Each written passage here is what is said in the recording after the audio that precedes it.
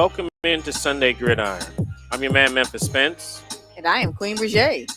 And we're here to get you through this NFL season, which seems to be a little bit boring this year. Not going to lie.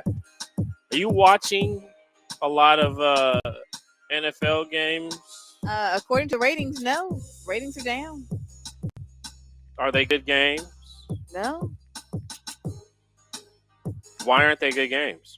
Because you have too many teams in the playoffs. And yes, you basically have too many teams in the playoffs. This is the same thing that's happening in college. I ain't gonna lie. Yes, and you have a season that is too long. Yeah. And so what happens is the last few weeks, particularly the last week 18, when there was only 2 or 3 games that really mattered for anything. Yeah. And yeah. So you have teams that just don't care. Like Kansas City just basically handed Denver a playoff spot that they didn't deserve. Mm-hmm. And then, of course, Denver goes and gets trounced in the actual playoff because they had no business being there. But they were there because they just happened to match up against a Kansas City team that was taking the week off. And are any of these teams going to, first of all, is anybody going to be Kansas City? But Queen Brijhea, what are we just going to have more of the same this year? Yes. I don't see any upsets in the making. I think that it's going to be a Detroit and Kansas City Super Bowl. I don't see any. Why do we need all these teams to tell us that, though? Why do we need 7? Why do we need all of these wild cards and everything else to tell us it's going to be Kansas City? And look, I'm one of those people that I'd rather get fewer good teams to watch great matchups. And honestly, before this year, I didn't have that many complaints with the NFL. But the NFL is starting to get a little meh. No, well, they're getting greedy. And and then there's the synergy. Have the extra game, and the extra game's not really doing anything for the game. Well, there's the greed of the NFL, but then add that to the greed of college, and football is just like the synergistic greed of them both. And it's just like, okay, this is just too much because the seasons are going on too long. The college football season isn't over, and we are in mid-January, and the playoffs started literally last year, and I guess it ends Monday, maybe. But maybe that's going on too long. The NFL encroaching on every holiday, like, quite honestly, Christmas was too much. Like, because typically you have the NFL on certain days, but Christmas, it's like they just played every day for like 2 weeks, and it's too much because the games at, like I said, toward the end of the season started to become meaningless. The only reason people are watching is because they want to see Beyonce, and which is a good reason to want to watch. But you can watch Beyonce without football. Like, if Netflix was just going to have a Beyonce concert, have a Beyonce concert. And I'm not against a Beyonce concert. Well, and quite honestly, Netflix would have gotten more ratings if they had just played Beyonce for, like, if they just had a 3-hour Beyonce concert instead of a football game with Beyonce for 30 minutes. You would have gotten more ratings because the game was not that great. I mean, listen, and I'm not insinuating that the game has to be fantastic, but it's got to be better than what we're doing now. There's absolutely no reason why I want to turn. I found myself honestly looking at other things during NFL games, and that used to not be that. The matchups used to be good. The football used to be better than what it is. And I'm not saying that as just a Steelers fan, because the football, you just get in the playoffs and it's terrible. Every year it's terrible now. And the Steelers haven't won a game in the playoffs in 8 years. And no, I don't blame Mike Tomlin. I blame every single thing around Mike Tomlin right now, including player personnel. I can't understand how they keep designing teams. Because they don't believe. So what the Steelers don't believe in is free agency. Like, that's not what y'all do. Well, so if you don't draft a Hall of Fame quarterback, which y'all have done twice, but if you don't draft the Hall of Fame quarterback, you're not going anyplace. And so at some point in time, that has to become like because you've done it twice. And so if you get 18 years out of a Hall of Fame quarterback that you drafted, that's the model that you're going to go with. But you've got to draft the Hall of Fame quarterback, and they haven't done it. In order to do that, see, that only works if you're bad enough some years to actually get a quarterback that's Hall of Fame quality. And that's fair. And the problem with Mike Tomlin is he's never that bad. No. He always takes 2 cracked eggs and makes a gourmet breakfast, and you're just like, well, what's going on? That's fair, because I remember him talking to Chase Young one time, and he's like, I don't ever want to draft a player as good as you. Yeah. That means I had a horrible season. Yeah, and he's never had a horrible season ever.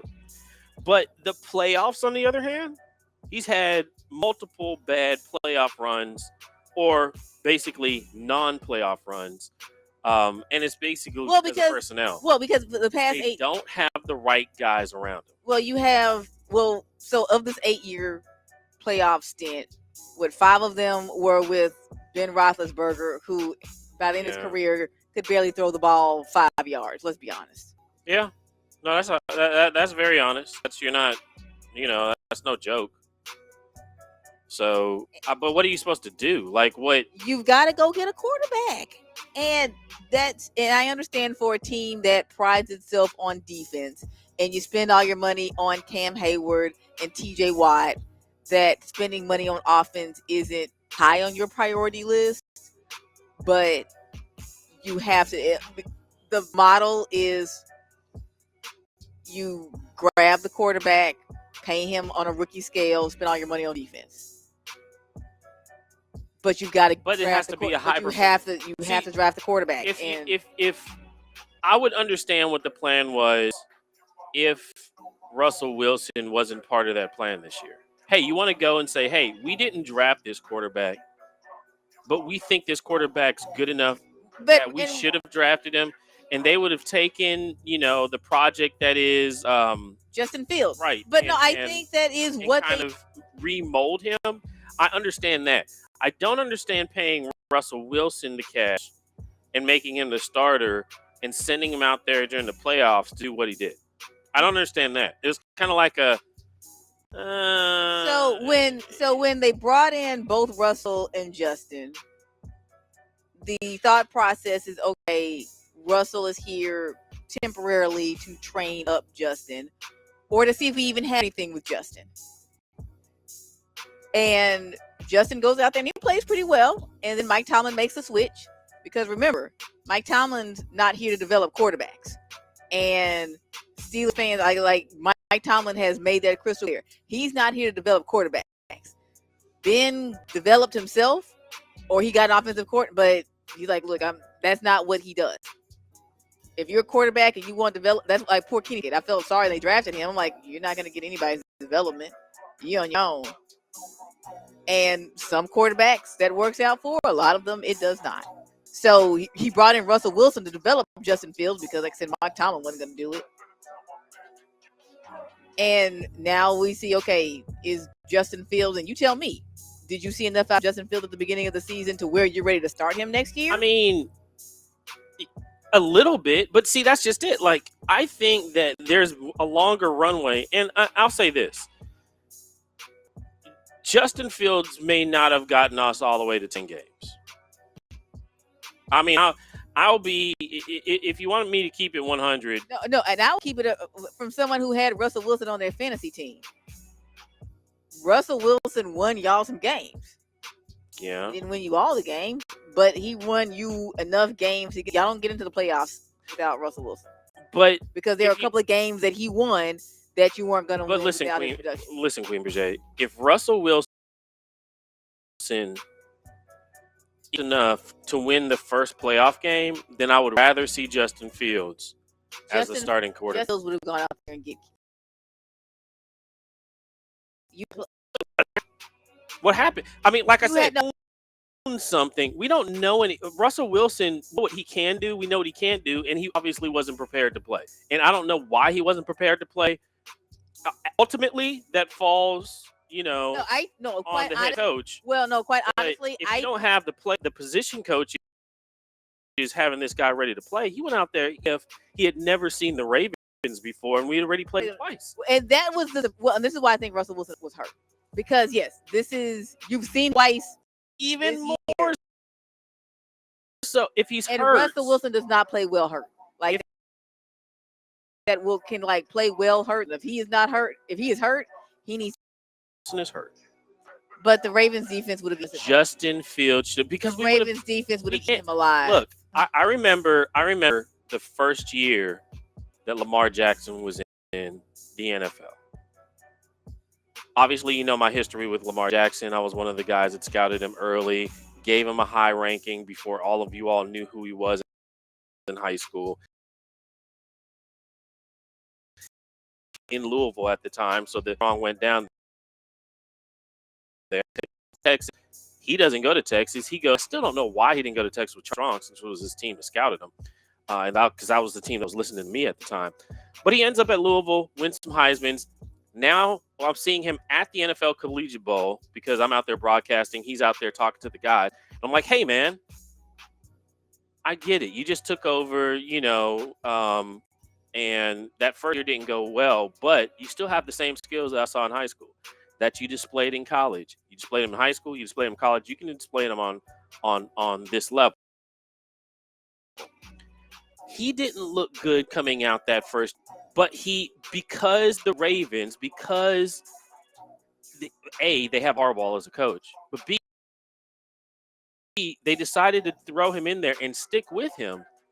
Fields, giving him that defense and giving him home this year, he may not have won 10 games, but he may have won 8. Well, but see, here's the thing. And if he gets to the playoffs and you go out there and he actually starts to see playoff action this year coming in, we're like, okay, we lost that game, but he saw playoff action. He hasn't seen any playoff action yet. The Bears weren't going to get him any playoff action. And I see where you're going with this, but remember what the Steelers and Mike Tomlin pride themselves on, which is we don't have losing championships, and we don't have losing seasons.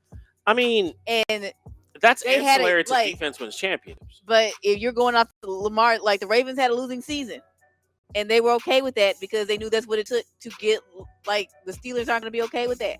Mike Tomlin isn't okay with having a losing season just to develop a quarterback. Yeah.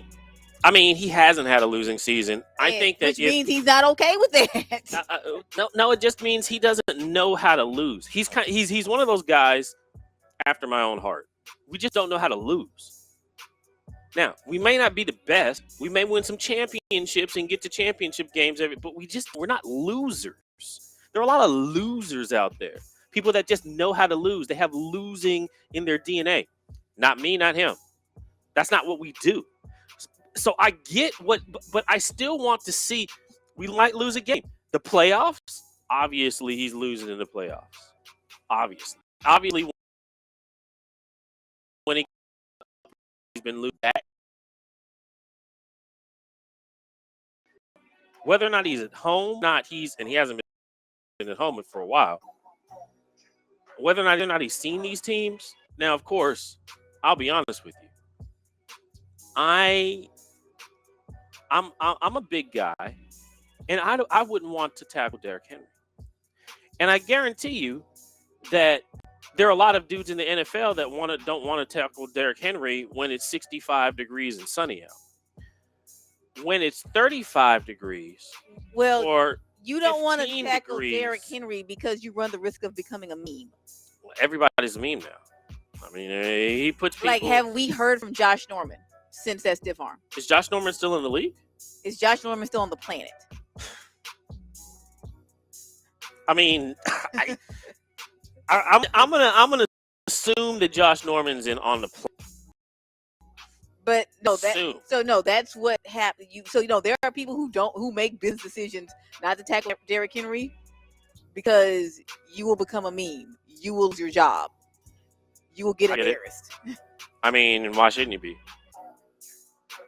But I mean, that's one example of the games that I was like, this isn't a good play. This isn't a good football game. This is not. And that was not a good game. The Rams-Vikings game was not a good game. There are a lot of games that aren't good these days, anyway. Now I don't know why that is, and because it didn't used to be that way. It used to be like the wild card weekend was really good. Well, because the wild cards were more evenly matched. Because remember, now you have the 2 seed playing on wild card weekend, where before you didn't have the 2 seed playing. And there's only one 7 seed that's ever won against a 2 seed. So no, those 2-7 games are not good because there's a huge disparity between the 2 and the 7 seed.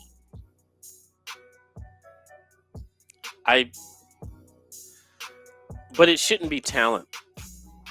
And I think now it's talent. For whatever reason, we haven't had a situation in the NFL where talent was really at a loss the way I feel it is now. Right now, I think there's a disparity in talent in the NFL between these teams. You used to see that in college football all the time. You know, I've been a national broadcaster for college football for the last 15 years. In college football, until recently, in college football, it was always top heavy. And you knew who the brands were. You knew who the coaches were. You knew who every year. Top 25 wasn't always right. But at least it was like, hey, these teams to beat in the country. Why? Because we've done the scouting reports. We kind of know what these coaches are going to do. We know what they're worth. You know, we know how these matchups go. So it was kind of like King of the Mountain every year in college football, which was a totally different vibe from the NFL, where it seemed evenly displaced because of the NFL draft. And you could draft that next superstar or whatnot. Now, it feels top heavy. Things fit people. The guys in the NFL there's a lot of guys that feel underdeveloped at certain teams. And it used to be that. Well, because we've rushed up the development process. I come from a generation where rookie quarterbacks didn't start. Yeah. They sat for 3 years before they even thought about starting. And now you just throw them out there. And so that time that they're not getting the time that they would get to develop. And then the other part of this is them coming from college. A lot of these players are spending so long in college. There's a lot of these COVID. Like Joe Burrow being a classic example of Joe Burrow's older than Lamar Jackson. That's right. How much longer has Lamar Jackson been in the NFL than Joe Burrow? Because Joe Burrow spent so much longer in college. I mean, there's some truth to that. I mean, you can't look. We can't hate on spending 4 years in college because that's just back to where it used to be. Yes, but I'm talking about 6-7 years in college. I'm not talking about 4. The COVID stuff has pushed a lot of people to the edge. Let's just be honest. Because of COVID, there are guys that not only got 7 years extension, but also a red shirt. They're there for their 8th year. Yes. And nobody's ever really played in college 8 years, but we're seeing guys play. I've seen a 9th year. Who's a tight end that was playing like the 9th year tight end? It was a 9th year tight end. Yes, I want to say he played for either Oregon or Miami. Let me see. There's a 9th year tight end. 9 years. Look, everybody's different. Cam McCormick. I didn't graduate college in 4 years, but 9? 9 years. That's nuts. That's nuts. I mean, you get your injury years, you know, you get your redshirt years, you get your COVID years, and you shouldn't be at 7. You should be at 9. He is 20. He is the longest tenured player in college football history, and he is a month younger than Justin Herbert. He played with Justin Herbert in Oregon. Justin Herbert is just finished his 5th season in the NFL. That's nuts. So yes. Yeah, I can't get down like that. 9 years in college is probably too long for anybody, whether you're playing a sport or not. You know, that's a career profession at that point. I don't care. You can't change your major enough to be there in 9 years. I just don't. I mean, at this point, hopefully working on his PhD. bachelor's and your master's working on you better a be working on your terminal degree, yes. I understand. Even if you're get it, if you're still your bachelor's 9 years in, nope. You're a professional student at that point. So, and I don't even know how you have the math behind the eligibility of that player, Queen Brijhea. Okay. You're gonna have to give me the math on that in another show. Okay. All right. But we these shows are getting shorter and shorter or whatnot. But we have to keep it moving. What's the next topic? All right. So, coaching carousel. Fire everybody. The following teams fired their coach. Except for Mike Tomlin. Mike Tomlin doesn't need to be fired. Well, if you made the playoffs, you probably keep your job. The following teams fired their coach at some point this season. The Dallas Cowboys, the Jets, the Chicago Bears, and the Cowboys needed to because the Cowboys now. Well, no, and let me say compared to the Steelers, the Cowboys really are mismanaging talent. And to be fair, fire is probably not the right word. Mike McCarthy's contract expired, and they just not going to renew you. They just didn't renew. Which, and from what I'm hearing, actually was more Mike McCarthy than the Cowboys. I mean, look, if I'm not getting it done, I'm not going to have them renew my contract either. I mean, if Mike McCarthy is nothing else, he's self-aware. He is self-aware, and the Bears had reached out to him. Yeah, and he's like, look, man, I'm going to take my talents to Chicago. It's not like I haven't won a Super Bowl. I'm going to take my talent out here, and sometimes it's not you, it's the job. And sometimes it's you at the job, that position, then you can. But the Bears, the Los Angeles, Oakland, Vegas Raiders, the Jags, and the Saints are all looking for a coach. The Patriots have already hired their coach, Mike Vrabel. Now, I've heard, it's not a rumor, it's actually news. I've heard that Jerry Jones reached out to Deion Sanders. Yes, I have heard that as well. And it's because they already have a relationship, as Deion actually played for the Cowboys during his professional term. Yes, won a Super Bowl with the Cowboys. So there's history there. That being said, I think that would be, at this point in Coach Prime's career, I think that would be a mistake. He always has that to go to after he gets done cleaning up in college. But right now, the 2 years that he's had with Rick George in Colorado have been amazing. I read today that not only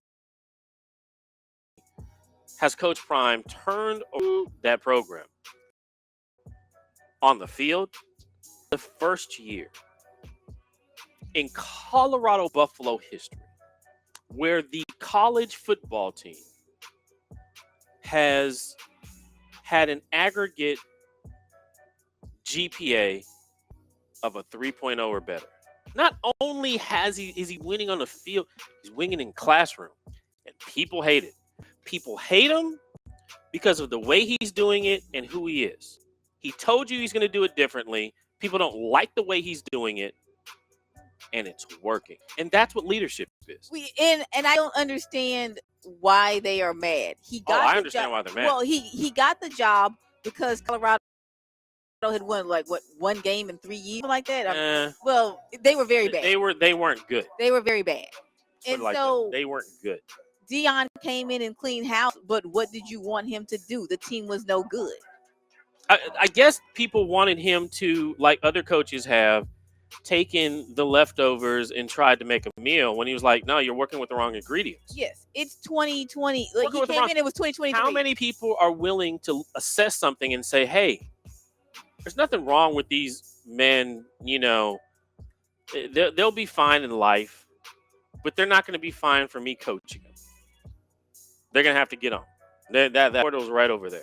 How many people are, because we see it in corporate America all the time, and people are like, oh, that's great. Elon's such a smart person because he came in and he fired everybody. Exactly. But when Deion does it, It's an issue. Why is it an issue? It's because you don't like Dion. And because he's showing the same leadership skills as Elon when he comes in, makes an assessment, and gets people out. And I think you're giving Elon way too much credit.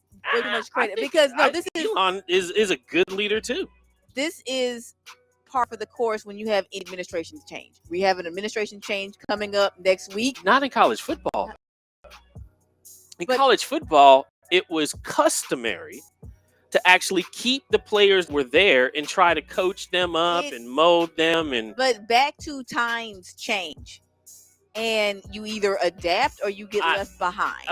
Yes. And Dion is showing people what to do with the portal. Do you want to be portal king? Do you want to be Colorado or do you want to be Clemson?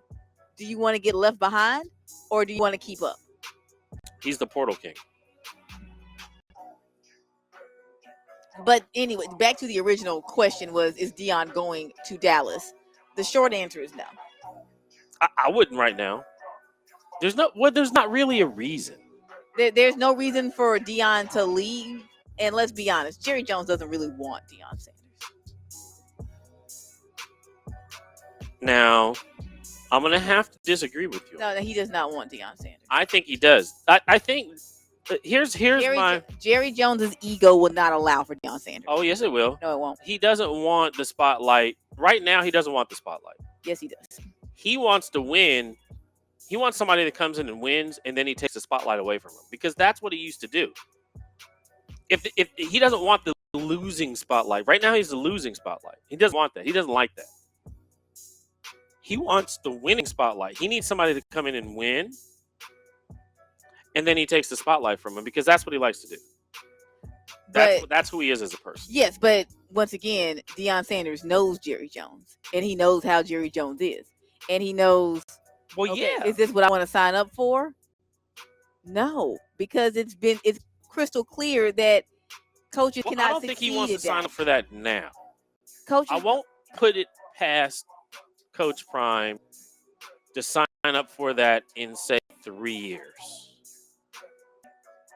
2-3 years. I don't know. Proven his point in college. So after he's proven his point in Colorado, I think it'll be out. But honestly, I think he's going to.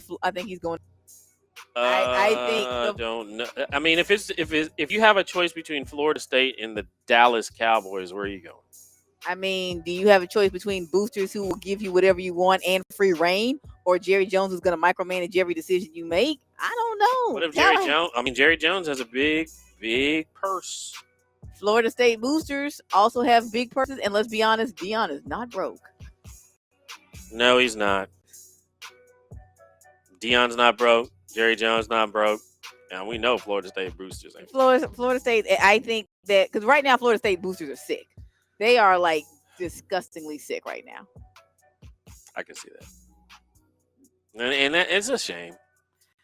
All of it's a shame. So let me ask you this. Of the jobs that I listed out, the Cowboys, the Jets, the Bears, the Raiders, the Jags, the Saints, I threw the Titans in there, even though they technically don't have a head coaching job opening right now. Which of those jobs do you think is the best, and which of the jobs do you think is the worst? Read those again.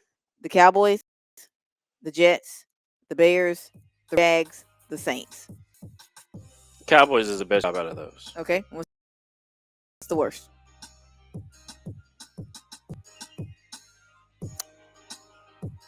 It used to be the Jags.